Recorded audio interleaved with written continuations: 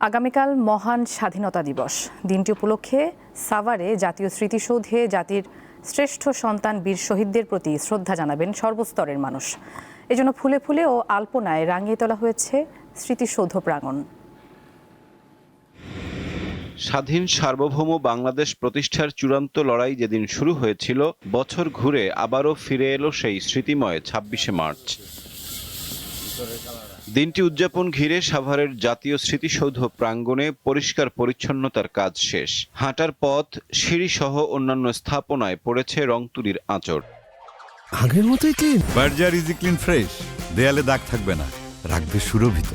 বাহারি ফুলে ফুলে সাজিয়ে তোলা হয়েছে পুরো সৌধ এলাকা। সৌন্দর্য বর্ধনের জন্য যেসব কাজ করা দরকার, এখানে ফুলের কাজ, রঙের কাজ, ঘাস ছাঁটাই, পরিষ্কার যেগুলো প্রয়োজন আমরা সেগুলো করতেছি। মহান স্বাধীনতা দিবস উদযাপন নির্বিঘ্ন করতে নেওয়া হয়েছে সব ধরনের নিরাপত্তা ব্যবস্থা। সাভার জাতীয় স্মৃতিসৌধের পুরো কমপ্লেক্সকে ধুয়ে মুছে পরিষ্কার পরিপাটিকরণ, রং তুলি কাজ, ফুল গাছ স্থাপন, সিসি ক্যামেরা স্থাপন সহ অন্যান্য আনুষঙ্গিক কাজ ইতিমধ্যে সম্পন্ন হয়েছে। সাভার জাতীয় স্মৃতিসৌধ বীর শহীদদের প্রতি শ্রদ্ধা নিবেদনের জন্য প্রস্তুত রয়েছে। প্রয়োজনীয় পুলিশের নিরাপত্তা ব্যবস্থা ব্যাপারে অলরেডি আমরা কাজ শুরু করেছি। আমরা গোয়েন্দা নজরদারি এবং তথ্য সংগ্রহ করছি। পাশাপাশি বিভিন্ন ভেন্যু কেন্দ্রিক এবং রুট কেন্দ্রিক বিভিন্ন ধরনের পয়েন্টগুলোকে মাথায় রেখেই সংখ্যক নিরাপত্তার দেওয়ার জন্য পুলিশ বা ফোর্স নিয়োগ করব।